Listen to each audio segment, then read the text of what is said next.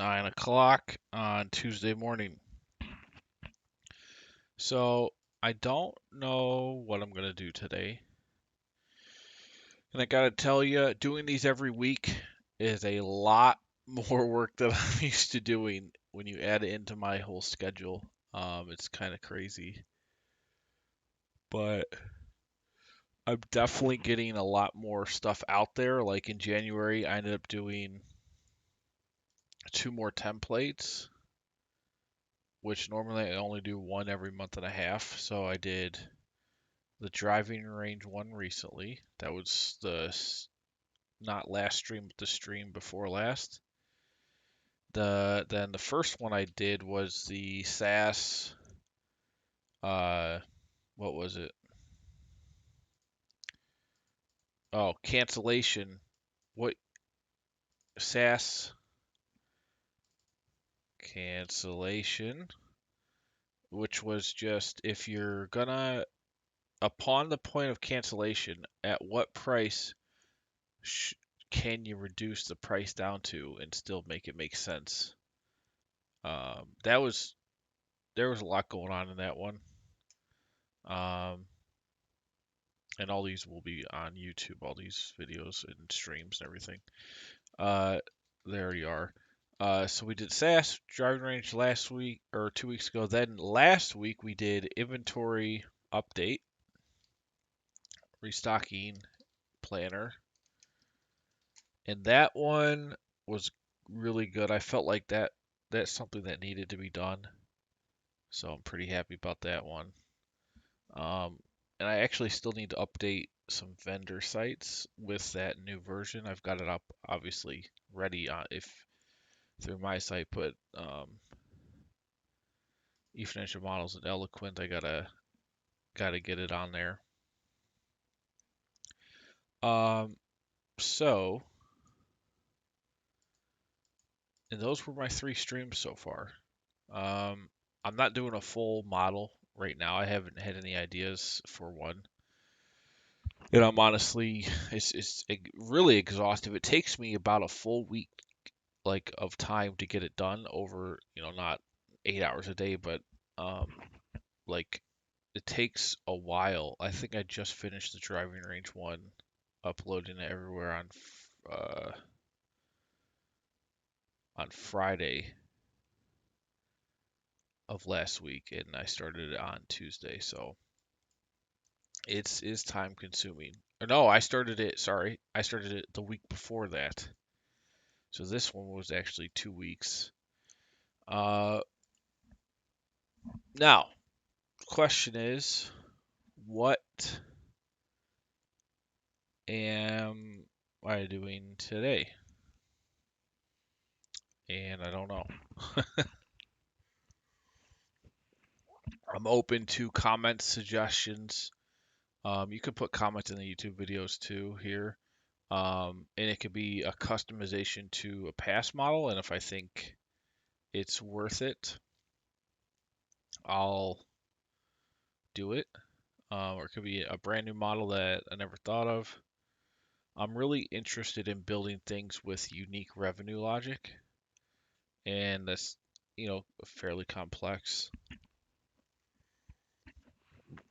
Um, Generally, what I like to do is take things that are kind of chaotic at first when you look at it, and then try to structure it into a financial model. Um, so that kind of order out of chaos is where I've thrived.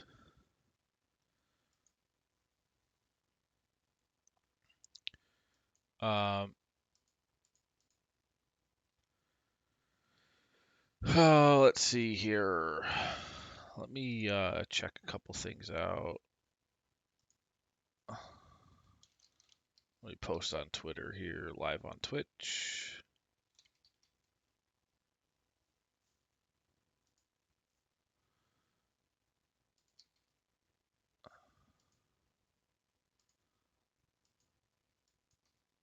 What's my Twitch thing here? What's my Twitch thing here? What's my Twitch thing here? Oh, shoot. It's looping. Oh, shoot. Okay, so Well, that's good to know. So it does show whatever screen I'm on. I didn't know that. I thought it just stayed in the Excel document. Um, all right. Well, let's brainstorm here. So, do I have anything I've been itching to do? Is my question to myself. I don't know. Um, what could be cool?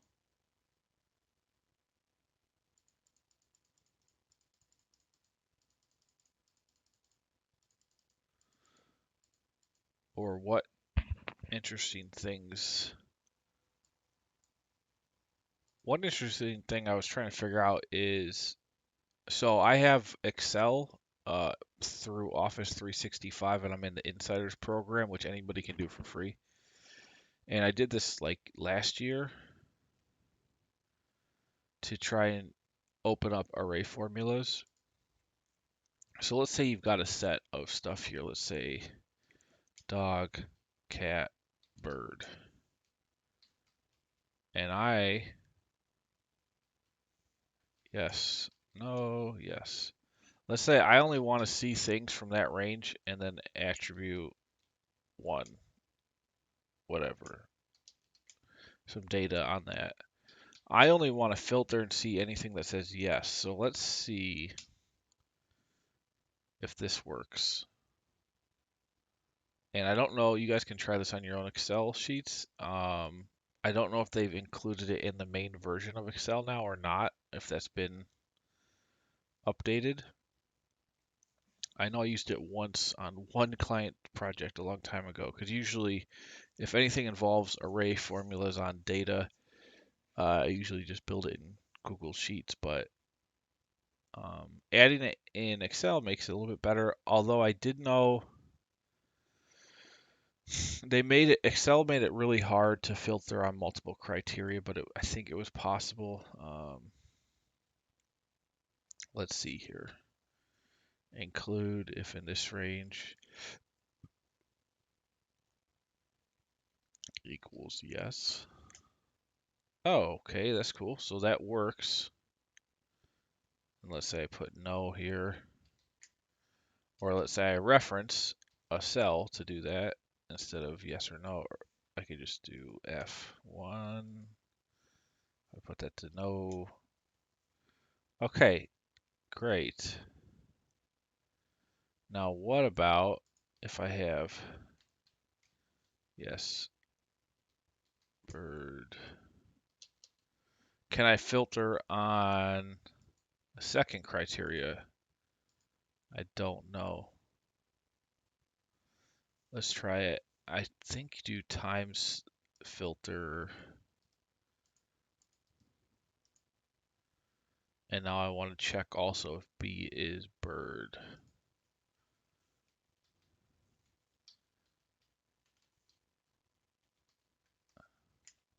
No, that did not work. Okay. Do I have to put it in brackets or something?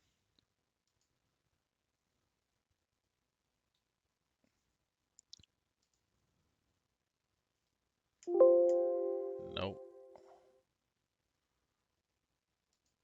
Let's take away the parenthesis. No.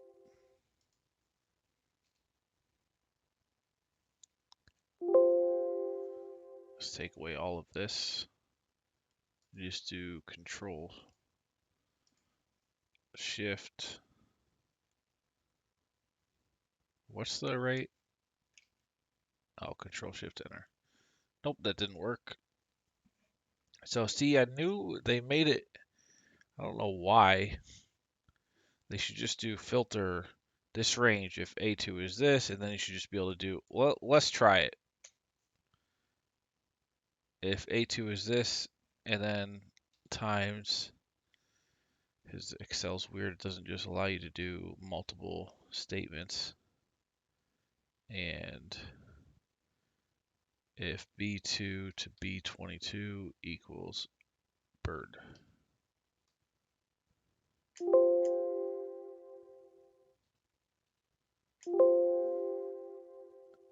Can't change part of an array. Man, see Excel, why don't you just make it easy?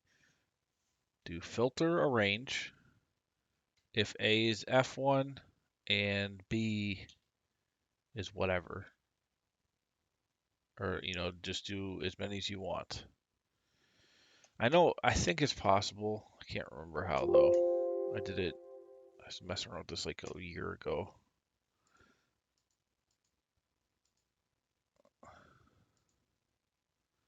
Hey, look at that. We've got 2 viewers. What's up, guys? Any suggestions on models or something you'd like to see me do here? I'm chilling for about another 50 minutes or so. Excel's frozen. What are you doing?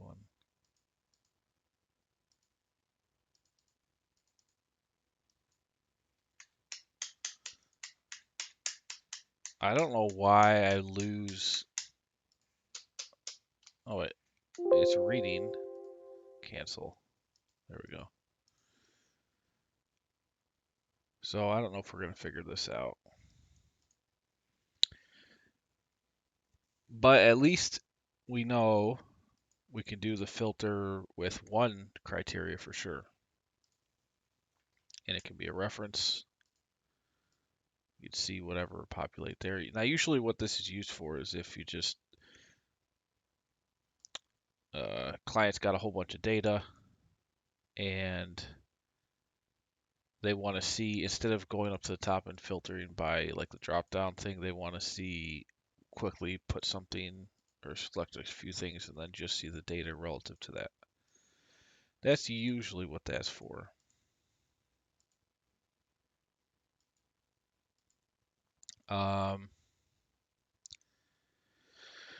So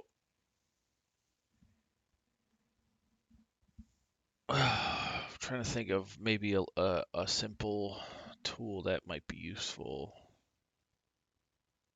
to build here this morning.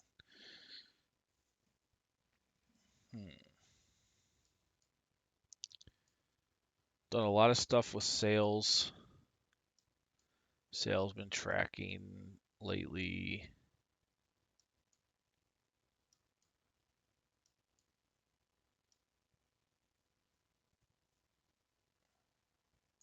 And this is once you get to a point where you've done all the main models and stuff, it's about now finding good ideas that is still scalable.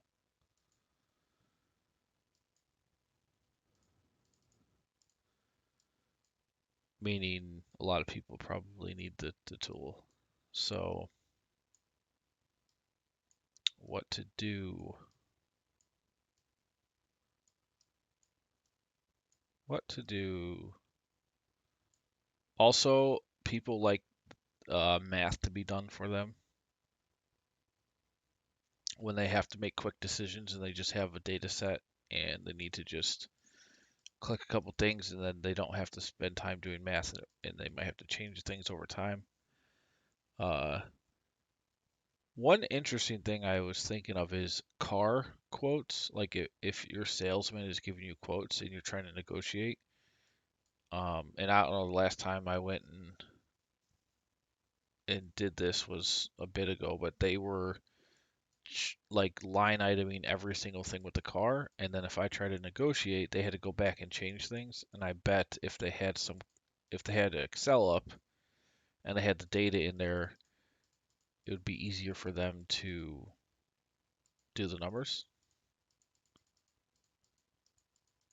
But the problem is I don't really know enough about all of the line items that are needed because I've never been a car salesman. However, now that I think about it, I bet you a car salesman stats tracker could be interesting to build because, a lot of salesmen, they're like kind of on their own and they're trying to track their own stuff. Like I remember the one shop I was in, the salesman would have the amount of cars that they've sold for the month. They'd have that many like toy cars on their little window thing. But I bet you there could be some cool stuff in Excel that could be done specifically related to car sales. Like, let's say you've got some data here. Let's say, obviously, well, a they probably want to track leads too, because I'm sure salesmen have pipelines. You know what? I think this is definitely going to be the next model. I don't know how long it's going to take to build, but I know salesmen have leads and follow-ups and everything else, and having a nice Excel sheet where they can keep track of everything that's going on is probably helpful. It'll help them report on their results as well as see what is coming down the pipe or potential, and then they can just add as they have people they can add it. And this is one of the great uses of Excel because they're not one salesman is not going to have because usually the problem with Excel and Google Sheets is when you're trying to do data work with data that's really big for mid to large size companies and they just have too many there's too many rows to do anything with it and it's just too much. But a single salesman that needs to track things for himself, excuse me, I gotta sneeze, hold on. This is perfect for that because maximum amount of rows, let's say, over 15 years is probably, I don't know, probably less than 50,000. But also you can refresh every few years for like old outdated data, or maybe every 5 years, or you might just keep it forever for follow-ups. Let's just say you do you have 10 data rows a day, right? And you do 5 days a week, or let's say 65. That's kind of a lot. 21,000. That's 10 leads a day, 6 days a week. Oh, sorry. Hold on, no, I messed it up. 52 weeks in a year. So 3,000 a year. Yeah, you go out 10 years, that's only 30,000. That's still manageable. Um, the problem is when you get into the point where you've got companies with hundreds of thousands, possibly millions of rows, and usually, unless I mean, because your Excel will work if you've got a good enough hardware. I mean, it could do anything, but you're going to have a lot of space in RAM to run calculations on hundreds of and millions of rows. Thousands of rows and tens of thousands of rows is okay though. And this is perfect for that use case. A salesman can sit there, enter their leads, track everything. So let's think about what data a sales guy is going to want to see. And hold on a second.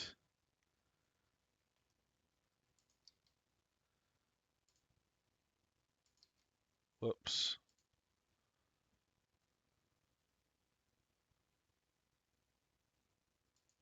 Okay, I'm still getting used to how all this works with Twitch and stuff.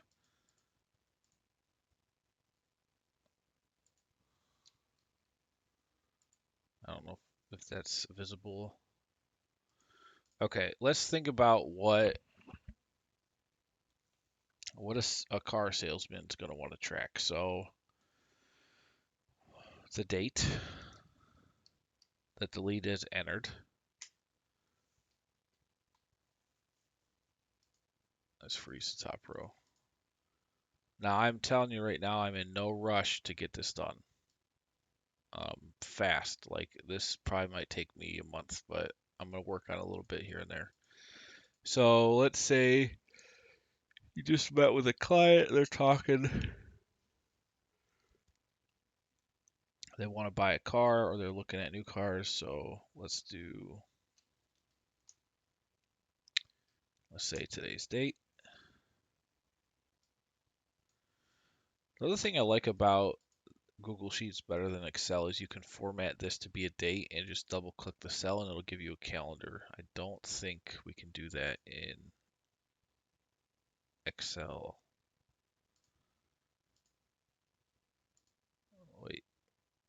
Wait, hold on. Date. But I don't want to see between dates. I just want to know, is it a date? Can it be popped up in the calendar? See it? No. So you have to manually put in the date. Now, usually we'll put alternating colors and remove the grid lines, but everyone's different with their preferences. Let's see. So,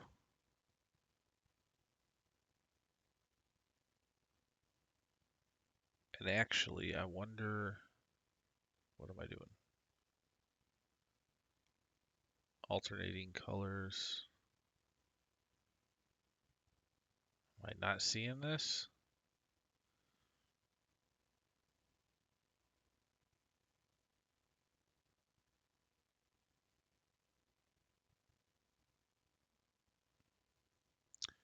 Also, what's a data bar? Add a color data bar to represent the value in a cell. Oh, that's cool. Never used that before. Color scale.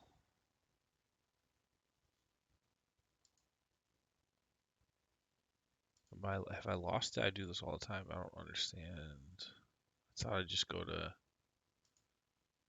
conditional formatting.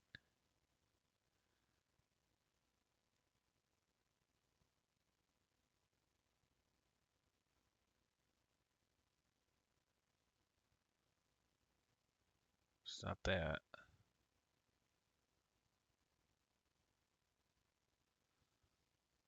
So I don't want to make it a table. Let me see if I can minimize or here we go.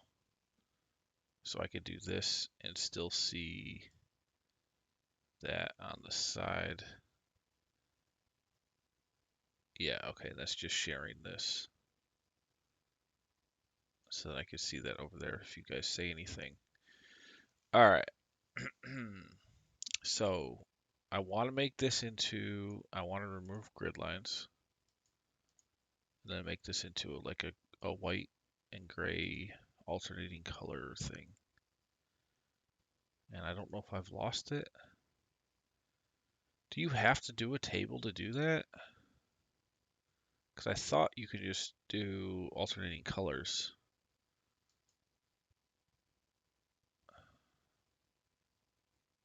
Maybe not. Okay. So, man, I don't like that actually. All right, let's put the grid lines back in for now till I figure out what I'm doing. So the date, you want to know what day the client came in. What other information? You probably want to know their name, their phone number, maybe a second phone, an email, contact them. Just make this bold.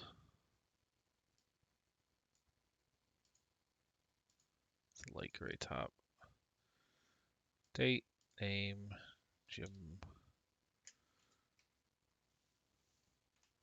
number, email, and then the important information. So you probably want to know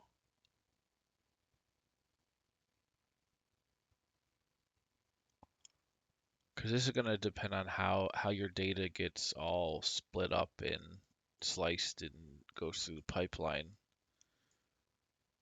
Well, I don't know if we want to say car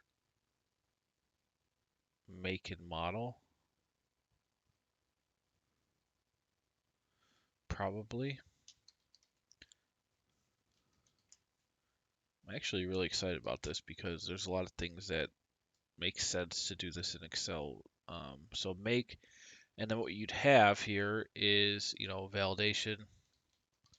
You'd have all the makes that exist, all the models.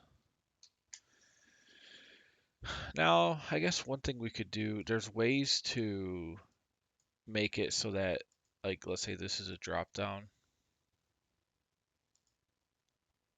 And I'm actually going to do this. So let's say you choose a make. Say there's, whatever, put like 50, but there could be any number. Let's put, Ford. I don't even know if I got these backwards. Is the make like Ford and then like a Fusion or whatever. Ford Fusion. Whatever. You can put all your makes in one row and all the models in the other, and it will give you. It will only select the models that are related to the make that's selected here. So if I go Ford and then I go to this one,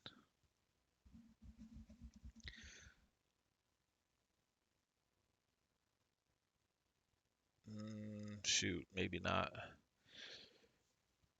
It can work for just a single situation, but I don't know if it can work for an array of, like, you pick the make and then only those models from that make show up in the next one, is what I'm trying to do.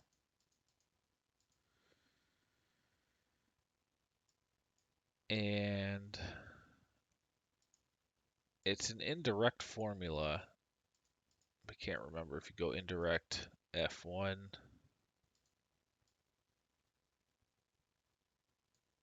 Like, make the data validation be, let's see,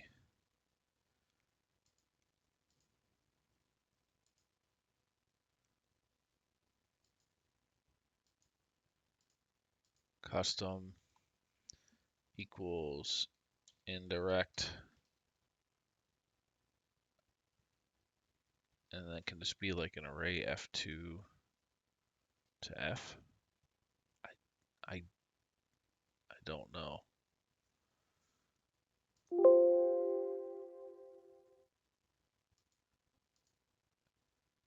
Hmm.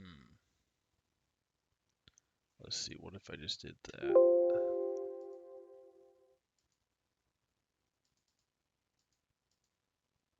Ford. And like Ford. What's another Ford car? Explorer. Uh, let's just do test. Test one. Test. Test two.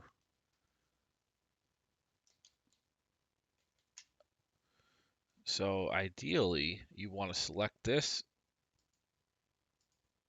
and you know what? We want this to be unique though.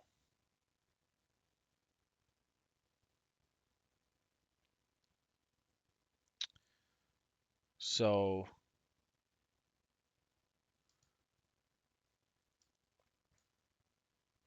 and it's just for ease of use. Really, you could just honestly put in a make a model there and you just select, data. I might have to look this up to figure it out later, but list.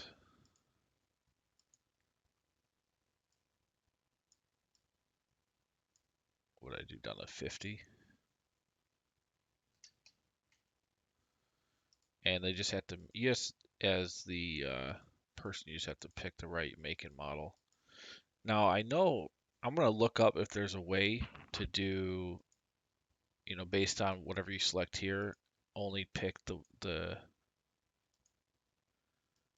the models that are related. So if I select Ford, it's only going to show me a drop down of these two. If I select Test, it's only going to show me a drop down of these two. Also,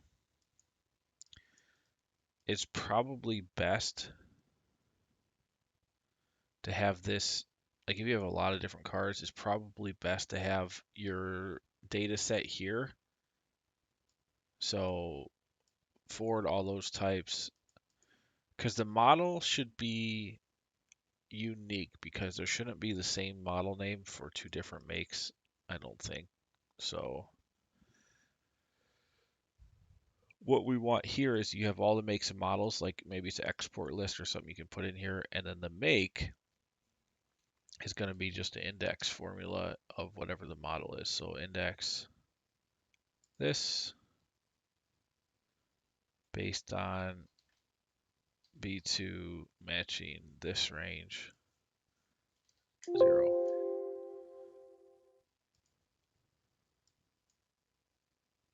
Now,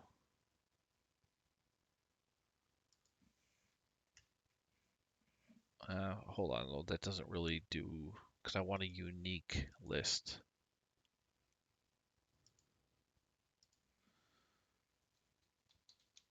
Unique A2.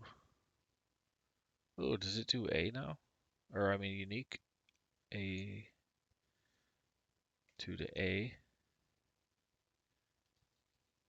You have to list, though. So this is the other thing about Excel. It doesn't really like doing A2 to A. You have to put in a number, so whatever, let's just put in 1,000. Unique A2 to A. Only that column.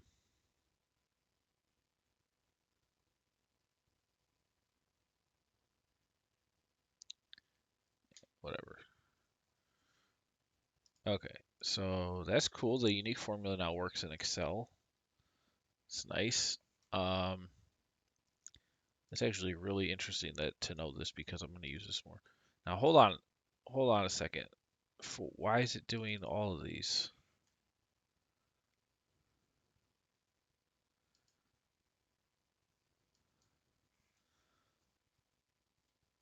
By column. Return unique rows. False. No. All right, Excel, what are you doing here? What if we just type in unique? Ah, perfect. And it's going to show 0, whatever. I guess it reads blanks as zeros. That's another difference in Excel and Google Sheet is blanks and zeros are kind of treated differently depending on how you set up the formula. However, this is cool. So what I want to do, I don't want any of this actually. That doesn't matter. We want this to be unique of H. So let's say you've got all your data over there in H, all your makes. This will list them uniquely here. And then the model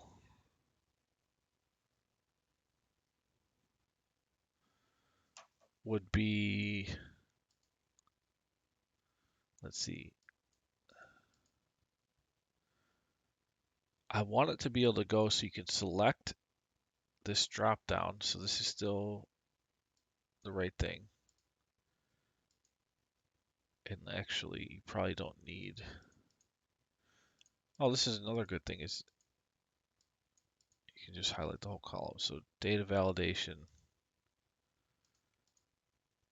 And let's say we only really need to go down. Let's just do like 15. That can be adjusted as needed, but I just want to be able to not have it too much at once. So you pick the Ford. Now I want this drop down to only give you options.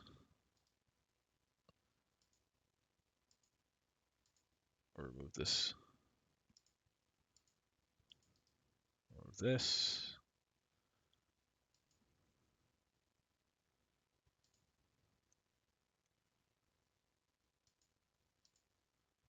Okay, so this. So I want to click Ford, and then when I go to this model, I only want to see options related to Ford. So Fusion and Explorer in this case. So how do I do that is the question. That's the question, really. How in the heck do we figure this out? So, and I've set this up. You can manually hard code over these formulas if you want, but this is going to be set up so you can put in all makes and models here. This is going to give you your unique list of makes, and that's going to be used for the validation. But the trick is I only want to see, based on whatever's selected here, I only want to see, based on this list, what is available for Ford. And then when I go to this next one, you know, I hate when this bar starts down there too. I don't know why it does that sometimes. Why does it start in the middle or down? Here, test. Now, this is a different one. I want to see, when I select this drop down, a different selection based on what's available for test. I don't know how to do this though. I think honestly, the way it would work is you have to have like a column, a list of arrays for every single one of these, and then this drop down would dynamically reference the column. But that's not really scalable because I don't want to drag this over thousands of columns.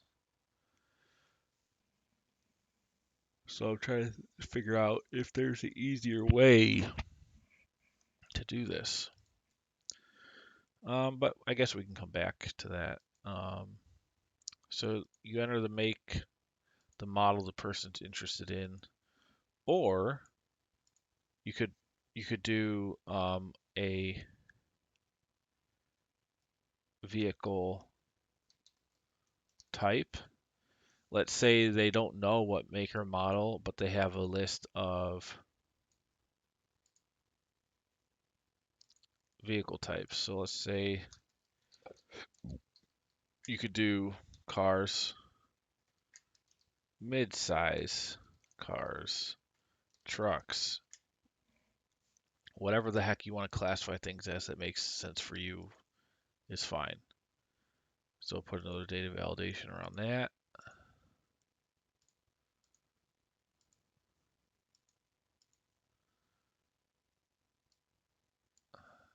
This one, I mean, you probably do like what, 15 types. You can change that later though to any amount. So I can say maybe there's no, for this one, they haven't set a specific type, but they just, they're interested in trucks or whatever. So you got date, name, phone, email, make, model.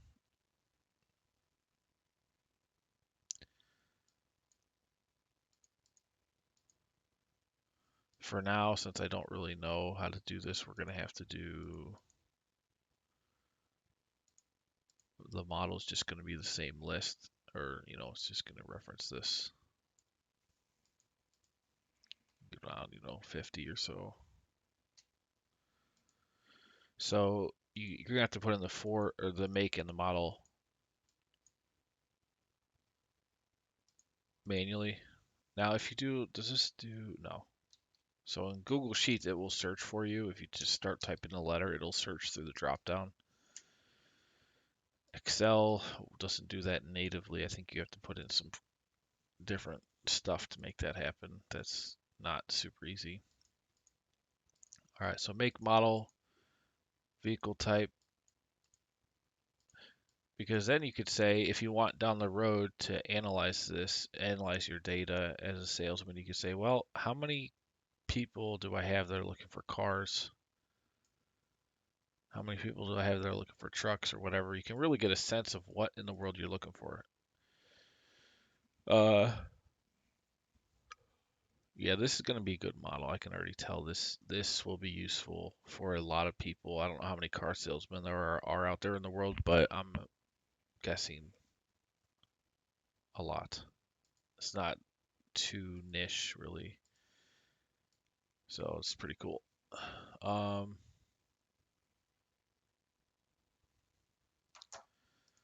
all right, so vehicle type, make, model. What else do we want to do? Obviously, we're going to put a status over here more to the left. So this is going to be the status of the row. And you only want one row for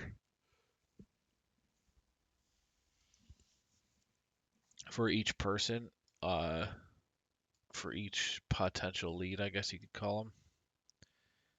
And we got a status here. Let's think about the statuses that they could potentially be. Just make this light yellow. Um, so we want to go from every single stage of like the process of the sales process. So if I go to buy a car, I'm going to say, well, call them. At that point, it's a call. I don't know if you need to track calls.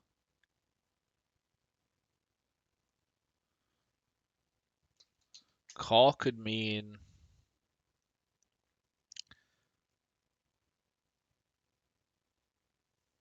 hold on a second. Call could mean they've called and they actually did not set an appointment yet. They're just this basically the broadest lead you can have. Somebody called.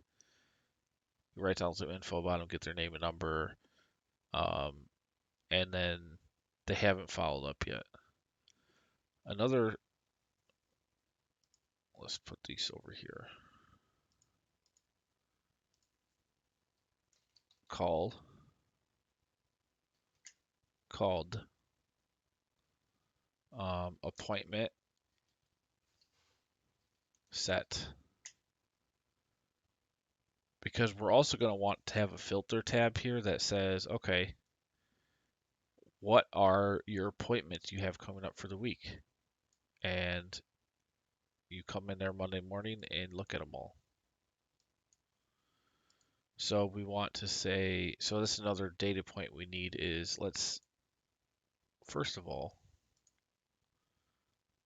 let's give this a data validation range. And we're going to have like probably, I don't know, not that many types of statuses. Let's do 1, 2, 3, 4, 5, 6, I guess. Sounds good.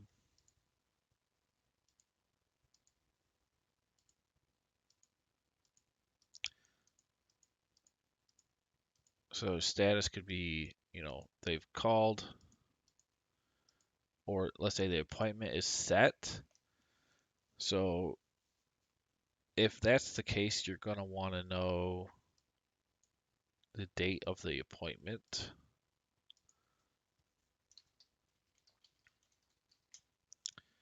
Try to make this as easy as possible. So this is not anything.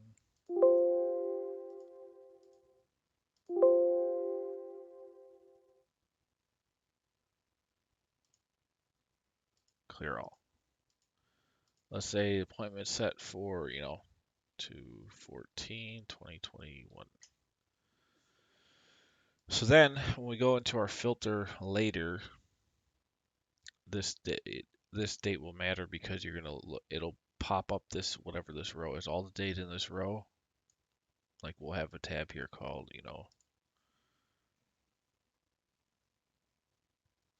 upcoming appointments. And what you can do is type, appointments in next X days.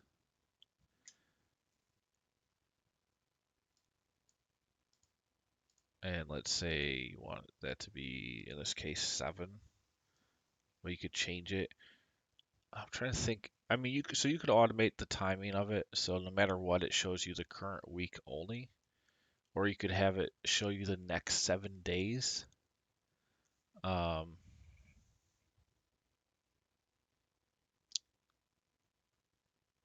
where the status is still set to appointment. But then see, as you go through the week, Monday, Tuesday, Wednesday, you'd have to change this to like 4, 3, 2, 1 days left. I think it's actually better to do appointments for the week. Upcoming appointments.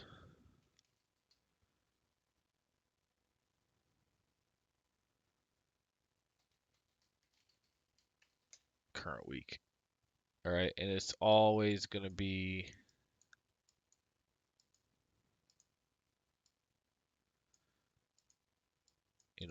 so we use the today function.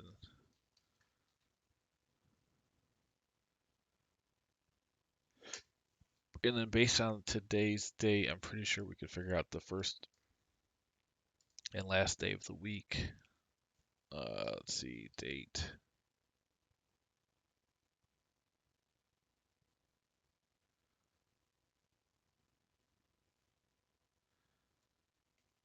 Let me think about this. Returns a number from 1 to 7 and find the day of the week of a date. So we want to say weekday of this, and we'll say, we'll say 2 because I like 1 being a Monday. So 2/9 is the same as day 2.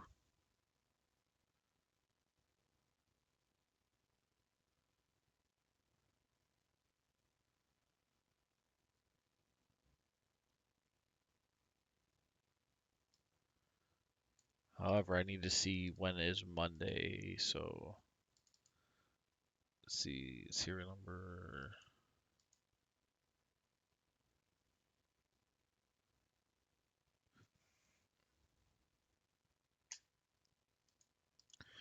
Well, let's just go over to our handy dandy Google here and figure out Monday of a given date. I knew it was a weekday formula. So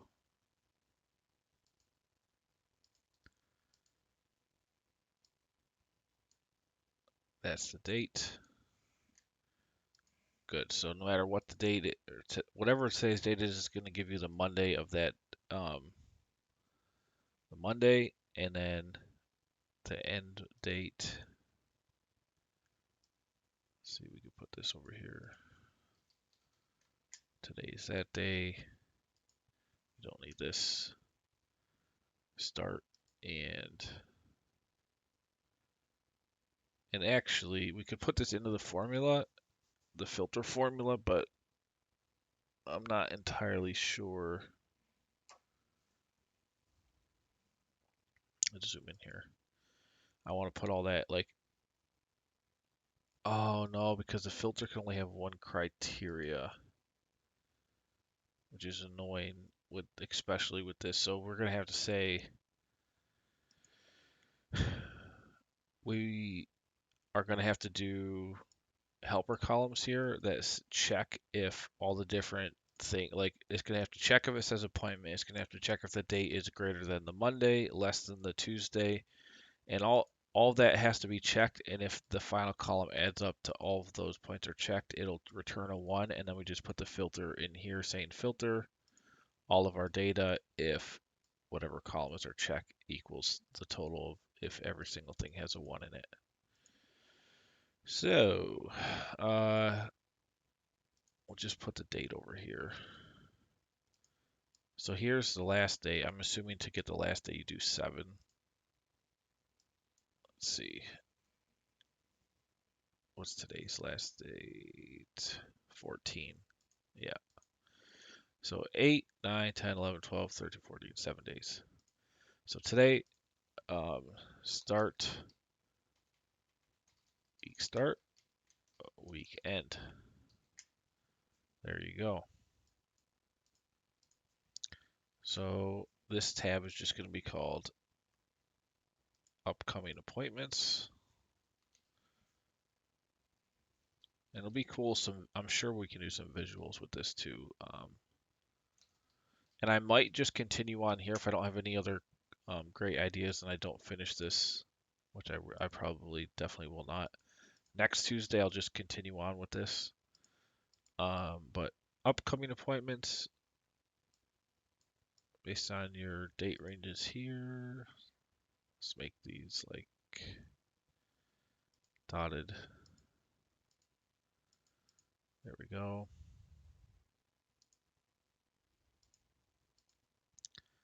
So you know today, week start, week end. So now what's cool, I can,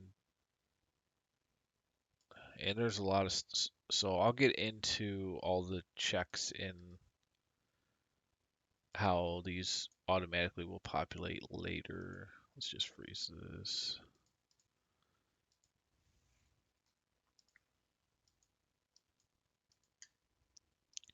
I don't necessarily know if we need an entry date for when the lead was entered. I guess, yeah, because you could say how many leads you're getting per day. You also are going to want a win rate, like how many leads were won in a period, how many were lost. So let's see. There's so much stuff we can do here. This is going to be really cool. All right, so where do we leave off on status type? So we've got call, we've got appointment set, we've got uh,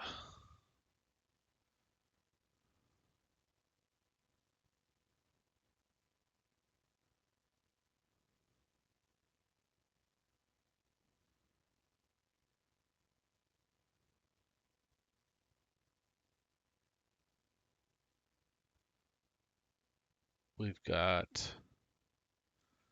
sorry about that. Call, appointment set.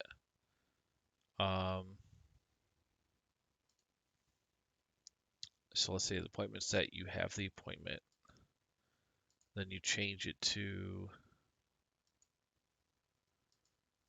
follow up.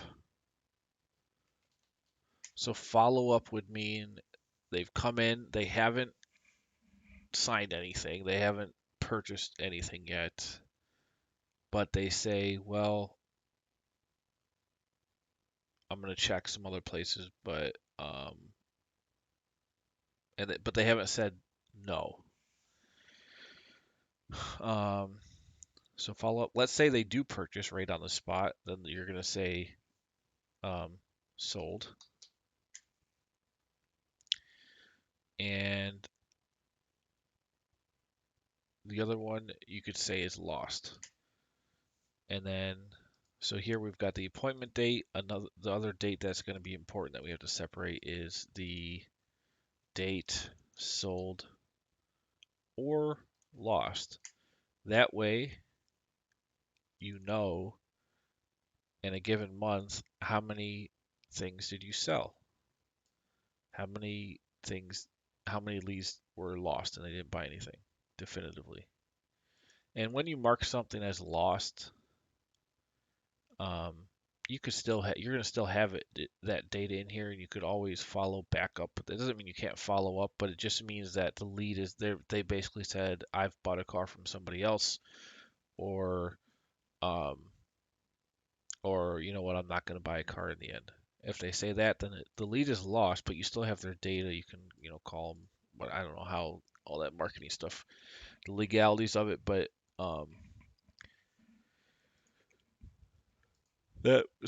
that's that. And in a week, you could say, well, I sold 10. I lost 5. What's my win rate? Well, out of 15 completed leads, and complete, I'm just saying it's either sold or lost in the month, you've won 10 out of 15. Or, yeah, out of 15, you won 10, lost 5.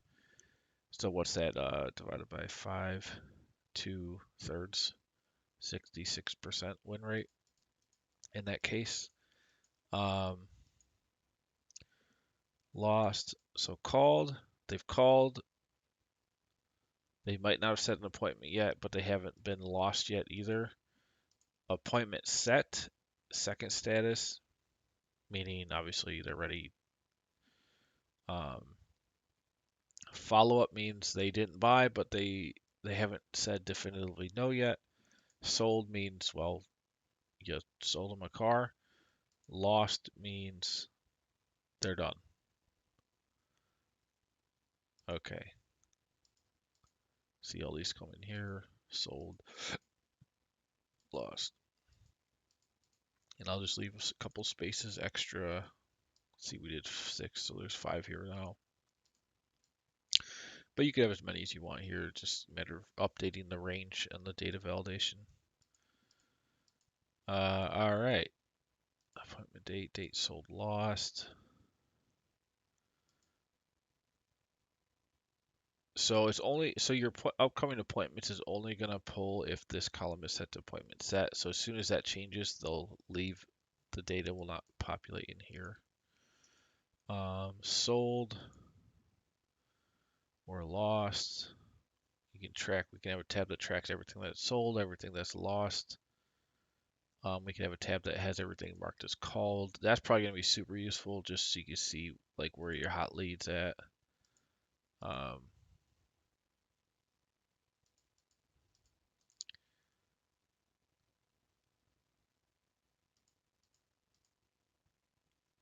And something could be marked as called. That could be like a longer term lead too. Like you're working on them, They haven't come for an appointment, but they're still looking. You're trying to offer them some sales or deals or whatever. These could be more long term leads too. So appointment date, date lost, sold lost, make, model, vehicle type. I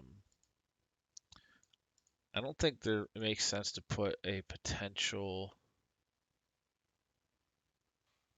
sale amount. I mean, I guess you could put like let's say somebody comes in, they're looking at a truck for 35,000 and they decline. I guess you could put in their um, potential sale amount if you want, and that way you can then also see how much you've potentially lost. So whatever, this will be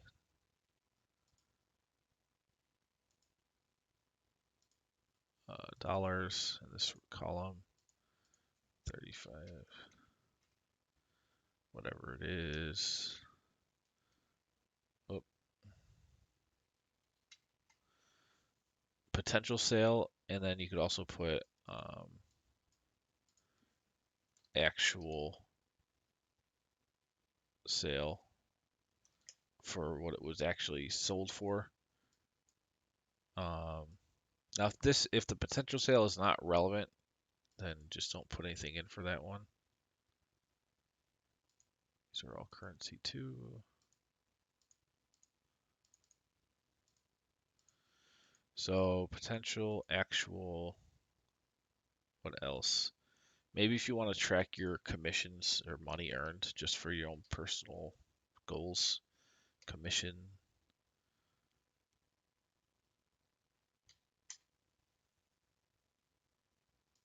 That's another one that'll be a currency. And you could put some formulas in there to say, well, I get, X% of all sales. But if it's complicated, then you could just manually input the commission. Now, we've been going for an hour. I think this is pretty cool. I'm gonna end the stream, and I'll be back next Tuesday. I'll probably continue on this, or if I have another thing to look at, I'll start on something else, and this will just be in my pipeline for stuff to build later. But I think this is actually really good. A salesman, a car salesman tracker. I don't know what I'll label it. Something about selling cars, and individual salespeople can track their pipelines and everything. Alrighty. Hope everyone has a great Tuesday.